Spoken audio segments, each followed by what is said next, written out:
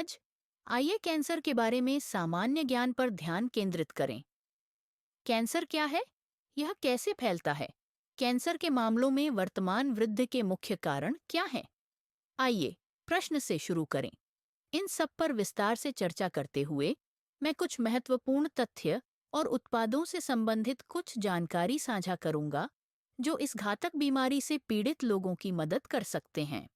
Cancer शब्द सुनते ही डर लगना स्वाभाविक है, क्योंकि प्रारंभिक अवस्था में इसे पहचानना कठिन होता है।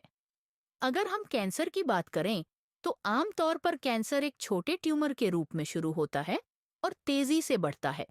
यानी प्रारंभिक अवस्था में ही इसकी पहचान करना अच्छा उपचार होगा। कैंसर एक ऐसी बीमारी है जिसमें शरीर की कुछ कोशिकाएं अनियंत्रित रूप से बढ़ती हैं और शरीर के अन्य भागों में फैल जाती हैं।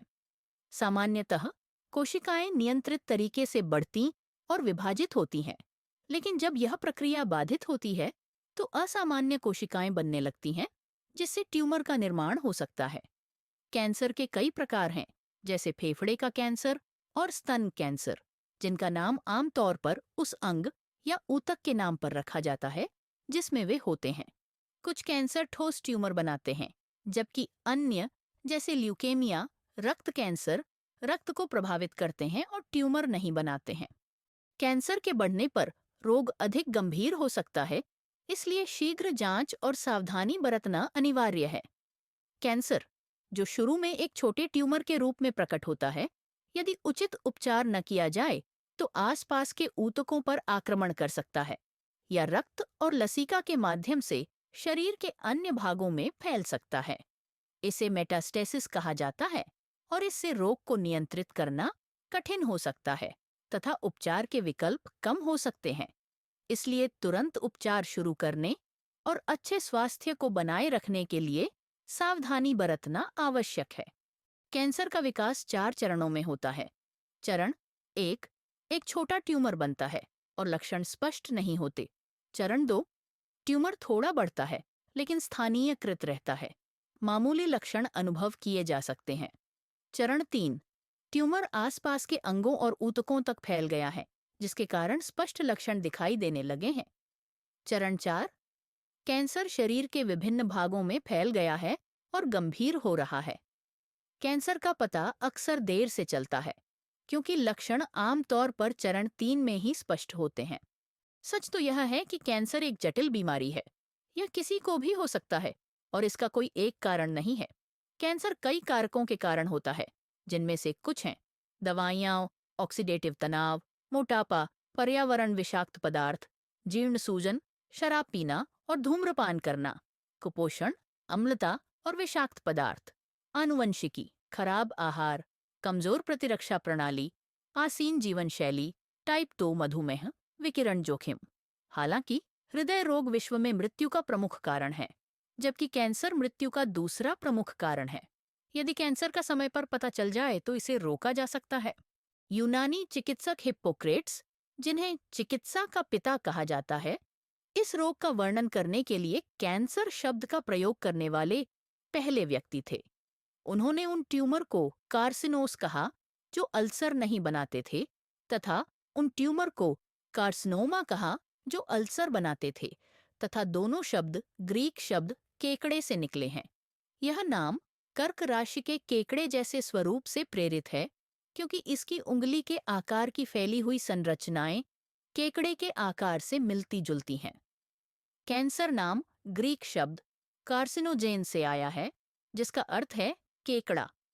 इस कैंसर का यह नाम इसलिए पड़ा क्योंकि यह शरीर में केकड़े के पैरों की तरह फैलता है। यदि हम कैंसर के विकास पैटर्न पर विचार करें, तो शरीर में सामान्य ट्यूमर एक निश्चित बिंदु के बाद बढ़ना बंद हो जाता है, लेकिन कैंसर कोशिकाएं अनियंत्रित रूप से बढ़ सकती हैं और शरीर के अन्य भागों में फैल सकती हैं। विज्ञान ने 200 से अधिक विभिन्न प्रकार के कैंसर की पहचान की है और इस अंतर में योगदान देने वाले मुख्य कारक अंग और हार्मोन हैं। कोई एक कारण कैंसर का कारण नहीं बनता, यह कई कारकों के संयोजन के कारण होता है। आप शायद कैंसर के 10 या उससे अधिक प्रकारों से परिचित होंगे, लेकिन वैज्ञानिकों ने इसे व्यापक स्तर पर समझाया है। समझें कि कैंसर से बचना कितना कठिन है, हर 2 में से 1 व्यक्ति को अपने जीवन में कभी न कभी कैंसर हो ही जाएगा। यह रोग प्रायः पता नहीं चल पाता, विशेषकर तब जब प्रतिरक्षा प्रणाली कमजोर हो जाती है। इसलिए स्वस्थ जीवन शैली बनाए रखना और अपनी प्रतिरक्षा प्रणाली को यथासंभव मजबूत रखना आवश्यक है। नियमित स्वास्थ्य जांच, उचित खान-पान और व्यायाम से कैंसर को रोका जा सकता है। आपका स्वास्थ्य आपकी जिम्मेदारी है, इसलिए पहले से ही सावधानी बरतें, क्योंकि रोकथाम ही सबसे अच्छा बचाव है। जैसा कि पहले बताया गया है, हर 2 में से 1 व्यक्ति को अपने जीवन काल में कैंसर होने की संभावना होती है।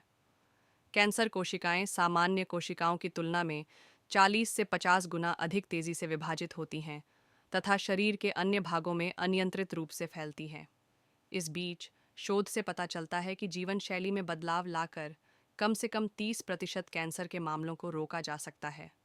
स्वस्थ आहार, व्यायाम, अतिरिक्त वजन पर नियंत्रण, शराब का सेवन सीमित करना और धूम्रपान से बचना जैसे कारक कैंसर की रोकथाम में महत्वपूर्ण भूमिका निभाते हैं।